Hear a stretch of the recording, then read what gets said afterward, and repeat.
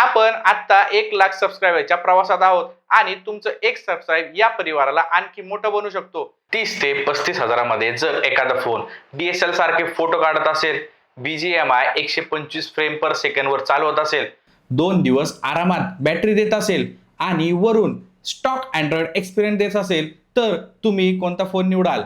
Samsung, OnePlus, nothing की Motorola कंपनीचा smartphone? हे सांगायचं कारण की मोटोरोला आता असा एक फोन घेऊन येत आहे, मोटोरोला एज 70 मॅक्स. पण हा फोन खरंच फ्लॅगशिप किलर ठरणार आहे का, की फक्त स्पेसिफिकेशनवरच भर दिसतोय? आजच्या व्हिडिओमध्ये आपण मोटोरोला एज 70 मॅक्स बद्दल आतापर्यंत समोर आलेली प्रत्येक माहिती देणार आहोत. डिस्प्ले पासून कॅमेरापर्यंत, प्रोसेसर पासून गेमिंग पर्यंत, बॅटरी, चार्जिंग, प्राइस आणि लॉन्च डेट, आणि सगळ्यात शेवटी मी सांगणार आहे हा फोन कोणासाठी चांगला आहे आणि कोणी अजिबात घेऊ नये. म्हणून हा व्हिडिओ शेवटपर्यंत नक्की पहा. नमस्कार मित्रांनो, मी आहे ज्ञानेश आणि तुम्ही पाहता टेक्नो डायनामिका. जर तुम्हाला टेक न्यूज, हॉनेस्ट रिव्ह्यू आणि अपकमिंग स्मार्टफोन बद्दल सर्वात आधी माहिती हवी असेल तर चॅनेलला सबस्क्राईब करून बेल आयकॉन दाबायला विसरू नका. तर चला सुरुवात करू. मोटोरोला पुन्हा चर्चेत आहे. त्याचं कारण काय? मोटोरोला काही वर्षापूर्वी बजेट फोनसाठी प्रसिद्ध होती, पण आता परिस्थिती बदलली आहे. आज Motorola premium design, near stock Android, clean UI आणि पॉवरफुल हार्डवेअरवर फोकस करत आहे. त्यामुळे अनेक लोक सॅमसंग आणि OnePlus सोडून मोटोरोलाकडे वळत आहे आणि एज सिरीज हा त्यांचा सर्वात मजबूत लाईनअप बनत चालला आहे. मोटोरोला एज 70 मॅक्स सुद्धा याच सिरीज मधला दमदार फोन आहे. तर या स्मार्टफोन मध्ये एक्सपेक्टेड डिझाईन अशी असेल की मोटोरोलाने प्रीमियम फील दिला आहे. या फोन मध्ये अपेक्षित आहे glass back, aluminium frame, curve display, very thin bezels, IP60 आणि IP69 water resistance, premium vegan leather. हा फोन हातात घेतल्यावर फ्लॅगशिपचा फील नक्की येईल. तर आता आपण बोलूया डिस्प्ले बद्दल. डिस्प्ले हा या फोनचा सर्वात प्लस पॉइंट असू शकतो. एक्सपेक्टेड आपल्याला असं आहे की या फोनमध्ये 6.8 इंचचा AMOLED डिस्प्ले, तसेच 1.5K चं रिझोल्युशन असू शकतं आणि 144 हर्ट्झचा रिफ्रेश रेट असू शकतो. HDR10+, तसेच 4500 निट्सचा पीक ब्राईटनेस असू शकतो. तर या बेस्ट डिस्प्लेचा फायदा काय? इंस्टाग्राम, नेटफ्लिक्स, यूट्यूब आणि गेमिंगमध्ये BGMI, सगळीकडे कलर्स खूप पंची दिसतील. आउटडोर व्हिजिबिलिटी देखील जास्त जबरदस्त असण्याची शक्यता आहे. या स्मार्टफोनचा प्रोसेसर कसा येतो?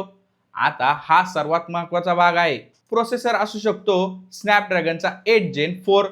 हा प्रोसेसर परफॉर्मन्स आणि बॅटरी दोन्हीमध्ये स्ट्रॉंग मानला जातो. याचा अर्थ हेवी गेमिंग करू शकता. तुम्हाला जर कंटेंट क्रिएशन आणि व्हिडिओ एडिटिंग करायची असेल तर यामध्ये तुम्ही करू शकता. यामध्ये तुम्ही 4K रेकॉर्डिंग करू शकता. तसेच AI फीचर्स असतील.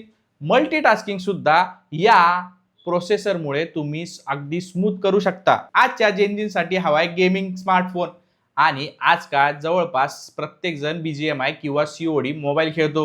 जर स्नॅपड्रॅगन 8 Gen 4 मिळाला तर BGMI 90 किंवा 120 फ्रेम पर सेकंड पर्यंत सपोर्ट मिळू शकतो आणि हिटिंग कमी होऊ शकते.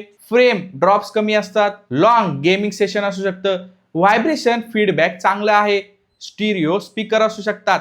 डॉल्बी ॲटॉममुळे साऊंडची क्वालिटी चांगली असेल तर गेमिंग एक्सपिरियन्स या सगळ्या गोष्टीमुळे खूप प्रीमियम वाटू शकतो. तर मोटोरोलाने मागील काही फोनमध्ये कॅमेरावर मोठं काम केलं आहे.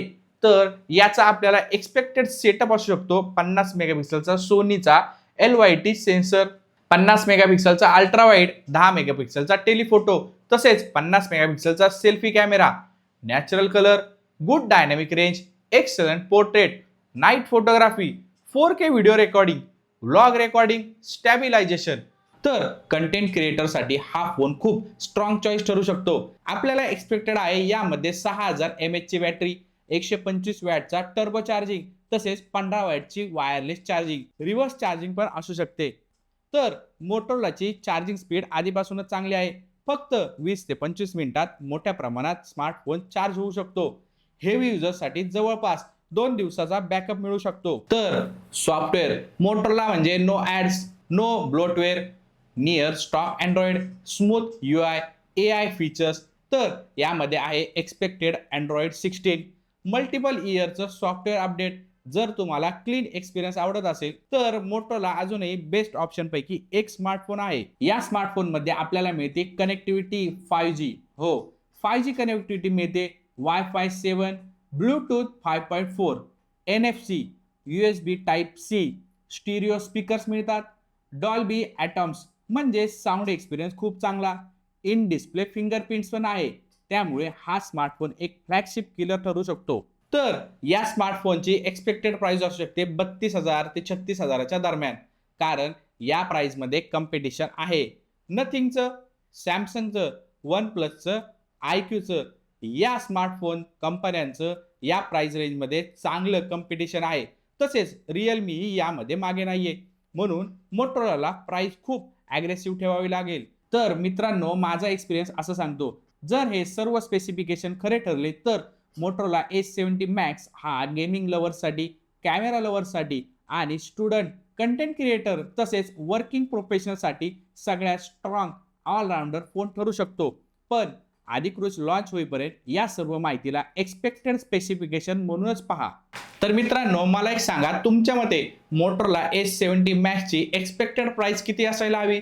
30,000, 35,000 की त्याहूनही कमी की त्याहूनही जास्त? कमेंटमध्ये नक्की सांगा.